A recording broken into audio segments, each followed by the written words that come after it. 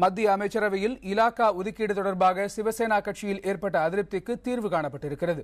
நரேந்திர மோடி அரசு பதவியேற்று ஒரு நாட்களுக்குள்ளாகவே அமைச்சரவை இலாக்காக்கள் ஒதுக்கீடு குறித்த கூட்டணி கட்சிகளில் அதிருப்தி வெளியிடப்பட்டது.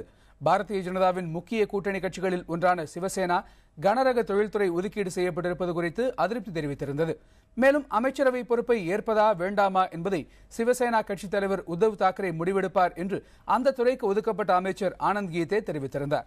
இந்த நிலையில் கனரக தொழில்துறை அமைச்சராக பதவியேற்குமாறு ஆனந்த் கீதேவை உத்தவ் தாக்கரே கேட்டுக் கொண்டிருப்பதாக தெரிய வந்துள்ளது. இதனையடுத்து அவர் இன்று அமைச்சராக பொறுப்பேற்றுக் கொள்வார் என்றும் தெரிகிறது.